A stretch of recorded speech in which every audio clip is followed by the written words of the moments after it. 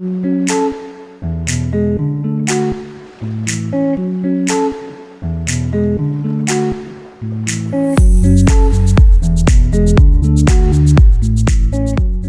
Aquarius, this is your October 2025 soul story. If you have a sun, rising or moon in this sign, it's your reading. This is Romy. Thank you so much for joining me on the channel. We're opening up for you this month with the energy of the Page of Wands. And, you know, I just think you're so much closer to something than you realize. And actually, if you can really focus on perspective this month and keep reframing things constantly as much as you possibly can, then you're going to be able to watch the landscape literally reshape itself. It's like magic in motion, honestly. Like, I think October gives you a place to land. And in some ways, I've said this with the other soul stories, it feels more like a September energy. You know, I think last month with the eclipses was a bit more wild card than we're used to for that time of year. October is what you were kind of anticipating or hoping for in September. And it just gives you a little bit of space to breathe. Now, it's definitely a month where there are going to be new arrangements put in place because now you know what you know, right? Things feel different. You feel different. And I think there's this aspect of you that is aware, you know, where something doesn't feel right. Life is too short, you know, you're just going to be ready and preparing to move on. Now, in the beginning of the month, the asteroid goddess energies are supporting us. Juno shifts into Sagittarius on the 1st, and then Pallas Athena is coming in direct in your sign Aquarius on the 4th. It feels to me that, you know, we're seeking freedom and we're seeking really exploring in it on our terms and in our way. And I think as some of the channels of communication open up for you, okay, you are going to find that actually there is a almost reevaluation of what it is that you want to protect or to take care of, or that holds real value for you through the course of this month, okay? I think that you might come across some restrictive energy from someone. It's almost like you find yourself in a place where, okay, like, I'm ready, I'm up for this, I know what I'm doing, I know what I'm looking for, this is the time. And whether there's somebody that's key or an important part of what it is that you need to achieve or attain, or, you know, just in your inner circle, and therefore, you know, have, you know, their presence has an influence and an impact on you. What you might find is that they're just holding back a little bit, or maybe just like you find that they're a little bit less positive or supportive of what it is that you're trying to do. However you're experiencing that energy, there is this sense of almost like it being a test in and of itself. It's just like, are you going to let this distract you? Are you going to let it stop you? Are you going to let it create doubts or uncertainty in yourself? Or are you going to kind of double down and realize that actually, you know, this is what keeps happening, whether it's this person or, you know, previously it was someone else or something else. There's always going to be reasons why it's not the right time, or, you know, you talk yourself out of it. And I think in your 9th house energy of Libra season, it just really is an opportunity now to kind of evaluate your spiritual journey and your path from a perspective of, this is uniquely mine and I have to uniquely follow what I am being called to do at this moment. And as we approach the full moon in Aries that's coming in on the 6th of the month, there's, you know, some real passion that arises as a result of that. And there are some offers being presented, but I don't know, it just feels like some of the things that are being put forward to you, none of them feel quite right. And the reason is because none of them are right.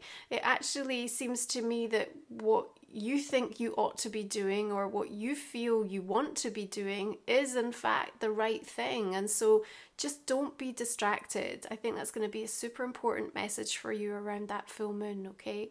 A little bit of a tenseness sort of coming in around it as Mercury and Pluto are squaring off, and you know, some of the conversations feel quite probing, and they're really kind of driving you to that point of just like, I'm tired of this, like I don't want this anymore. Like you're very kind of clear in your mind about the type of repetitive circumstances that just have to go, and you're ready to kind of burn that and clear it and transmute the energy. The full moon Aries is going to be super supportive for you in relation to that. Okay, again, I sort of feel like that Four of Cups, Four of Pentacles just is a vibe that seems to be coming at you, projected towards you. It feels very rigid. It feels very stuck. It feels very like no one's particularly championing or excited or on board with where you're at and what has been honestly something that I think you've waited a really long time for. Okay, so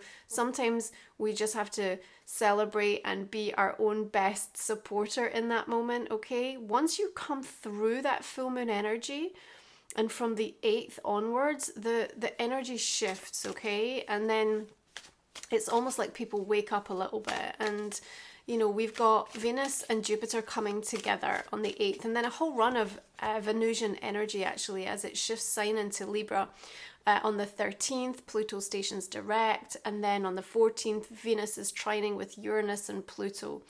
Your Three of Swords, I want to say to you, okay, even though it can sometimes land as a little bit of a pain point, it's actually so welcome. It's almost just like you would rather that than the kind of apathy, the ambivalence, the sort of numb, checked out feeling that's either coming at you or that you've had to navigate, you know, over the period of time. So the Three of Swords brings something to a head. It brings it to light, and it calls it out. And once that happens, we can acknowledge that it feels uncomfortable. We can acknowledge that it feels upsetting or painful. But then as soon as that happens, it's like you're finally able to move forward and move on. And so while it's lingering beneath the surface, not being addressed, it becomes problematic because it creates a resistant, heavy, dense energy. So as soon as this comes through, and it feels like maybe that, again, full moon energy sort of breaks something to help dissolve whatever the heaviness is that has been preventing you from really being able to address, to acknowledge, or even to feel something in the way that you actually needed to feel it. You might even have some very old grief coming through in October. The point to remember is that, you know, perspective this month, and almost from a distance of what has happened or what has occurred, is very important because it helps you to see things in a lot more measured, leveled way. And that's going to be really important as you do some deeper internal processing, but also honestly just feel like in October you can return to things, but also have some space to breathe as you figure out what feels next. Now, the doorways to your dreams come through the things that you can almost like lose yourself in, right? You've got Tower energy. There's like a kind of, it's just like a breaking open, right?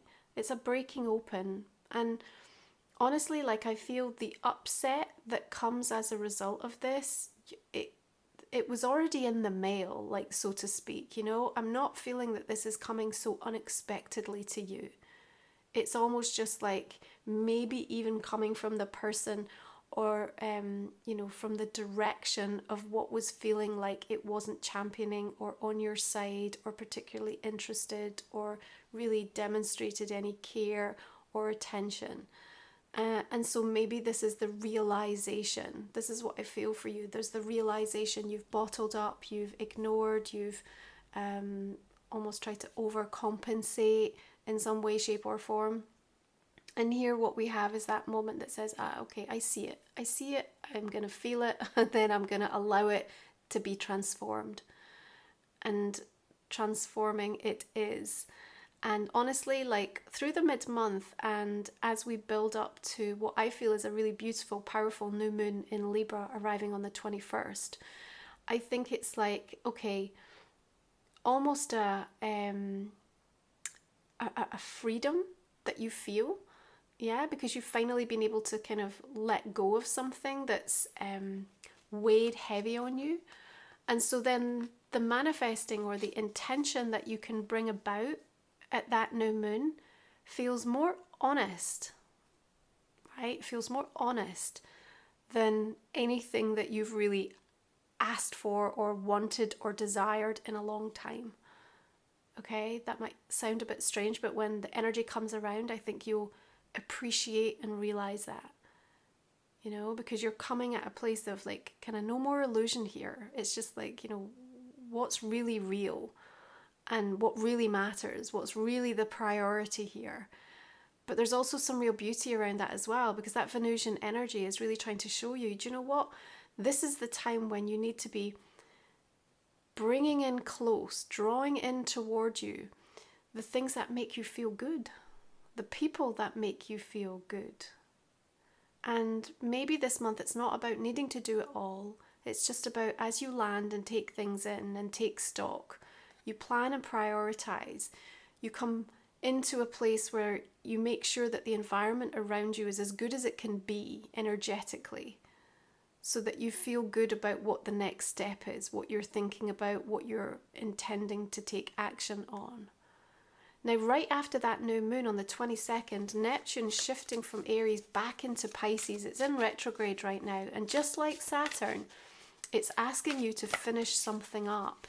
Okay, so you're going to have a sense of like returning to something and feeling like maybe I thought I'd dealt with this, or maybe, great, this is a second chance to really see the difference, you know, in terms of, you know, how having some distance and perspective is now helping you. Now you've got your King of Wands here. I think you need some confidence to really continue, particularly on the creative front. That Neptune Pisces might pull you back into some sort of creative venture or project.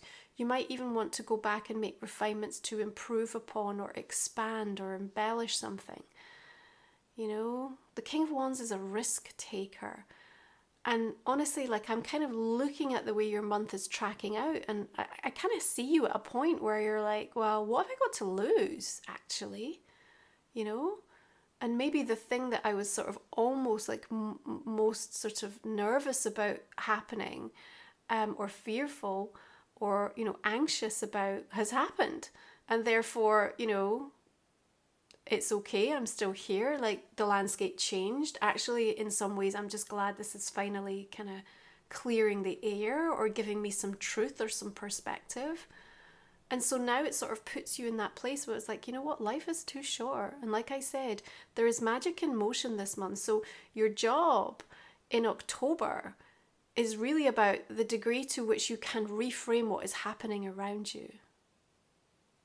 Because that is when you start to see things literally morphing in front of you. It's going to be a bit trippy almost, right? You're like real-time manifesting going on.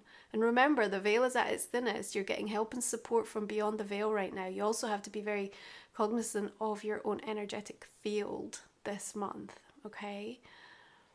So as the sun shifts into Scorpio, and then we're building up for 10th house energy for you, right? Career, purpose, work, legacy.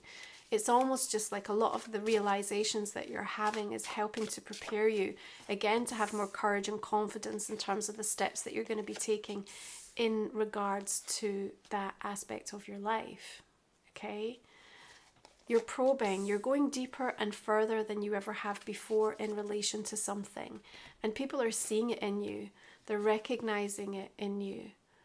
And you're unapologetic with it, but you're also very transparent with it. You know, I just feel like you have nothing to hide. You're bringing an openness. You know, these wands are saying, you know what, I'm just gonna be direct. I'm just gonna say what I feel. I'm gonna ask for what I want. I'm gonna, you know, deliver this in a way that shows people how much it matters to me and what it means to me.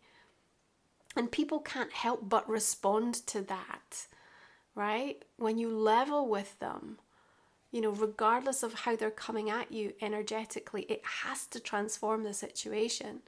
Because I kind of have you in this vibe of like, okay, no more games, no more BS. Like, you know, this is what's unfolding. This is where we find ourselves.